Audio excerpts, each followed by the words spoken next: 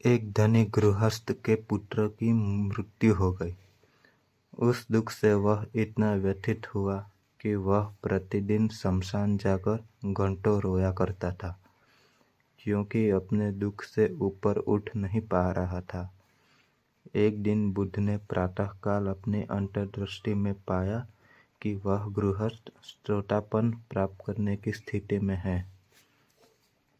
अतः अपने दैनिक भिक्षाटन के वापस आने के बाद एक भिक्षु को साथ लेकर बुद्ध उस गृहस्थ के दरवाजे पर पहुंच गए। जब उस आदमी ने सुना कि बुद्ध उसके घर आए हैं, तो उसने सोचा, संभवतः शास्ता मुझे मेरा स्वास्थ्य आदि पूछने तथा मैत्री भाव दिखाने पधारे हैं। इसलिए उसने बुद्ध को अपने घर में आमंत्रित किया और बैठने के लिए आसन दिया। जब बुद्ध उस आसन पर विराजमान हो गए, तब वह उनके पास आकर एक बार पुनः प्रणाम कर एक तरफ ससम्मान बैठ गया। तब बुद्ध ने उनसे पूछा, उपासक, तुम इतने दुखी क्यों हो?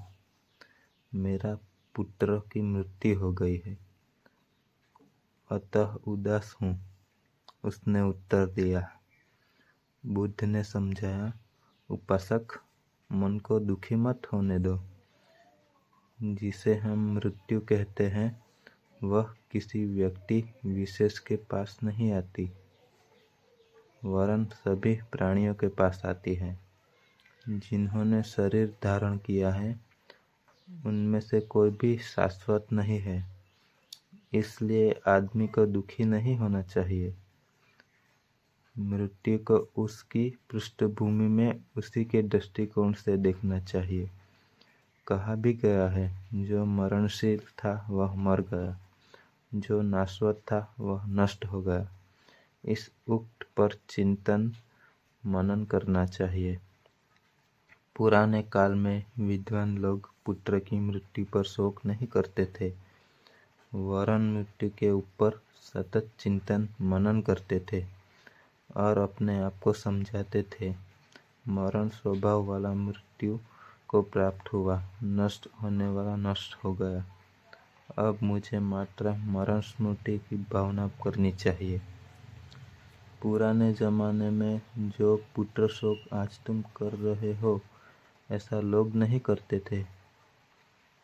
तुम अपना काम धंधा बंद कर दिया है और अपना समय केवल रोने धोने में बिता रहे हो। भूतकाल के विद्वान ऐसा नहीं करते थे। इसके विपरीत वे मरण भावना का ध्यान करते थे, शोकग्रस्त नहीं होते थे, सामान्य रूप से भोजन करते थे और अपना रोजगार धंधा सामान्य रूप से करते थे। इसलिए यह सोचकर कि तुम्हारा पुत्र मर गया है, दुखी मत हो, क्योंकि दुख से भय की उत्पत्ति होती है, क्योंकि किसी प्रिय का नाश हुआ है।